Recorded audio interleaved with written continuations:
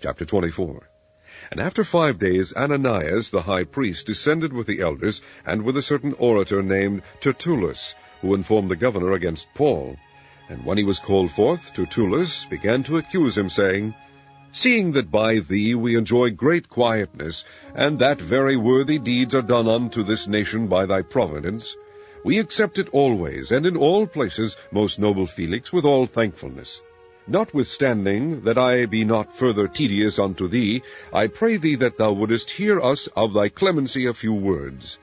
For we have found this man a pestilent fellow, and a mover of sedition among all the Jews throughout the world, and a ringleader of the sect of the Nazarenes, who also hath gone about to profane the temple, whom we took and would have judged according to our law. But the chief captain Lysias came upon us, and with great violence took him away out of our hands, commanding his accusers to come unto thee, by examining of whom thyself mayest take knowledge of all these things whereof we accuse him. And the Jews also assented, saying that these things were so.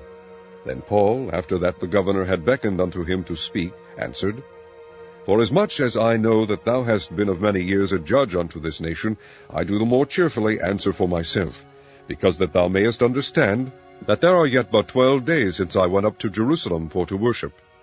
And they neither found me in the temple disputing with any man, neither raising up the people, neither in the synagogues, nor in the city. Neither can they prove the things whereof they now accuse me.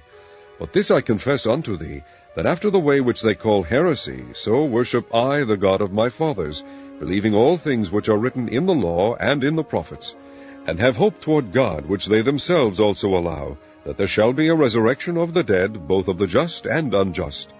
And herein do I exercise myself, to have always a conscience void of offense toward God and toward men.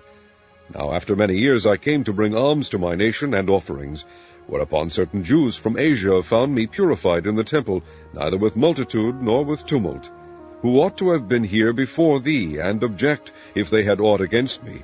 Or else let these same here say, if they have found any evil doing in me while I stood before the council, except it be for this one voice, that I cried standing among them, touching the resurrection of the dead, I am called in question by you this day. And when Felix heard these things, having more perfect knowledge of that way, he deferred them, and said, When Lysias the chief captain shall come down, I will know the uttermost of your matter. And he commanded a centurion to keep Paul, and to let him have liberty, and that he should forbid none of his acquaintance to minister or come unto him. And after certain days, when Felix came with his wife Drusilla, which was a Jewess, he sent for Paul, and heard him concerning the faith in Christ. And as he reasoned of righteousness, temperance, and judgment to come, Felix trembled, and answered, Go thy way for this time. When I have a convenient season, I will call for thee. He hoped also that money should have been given him of Paul, that he might loose him, wherefore he sent for him the oftener, and communed with him. But after 2 years, Porcius Festus came into Felix's room, and Felix, willing to shew the Jews a pleasure, left Paul bound.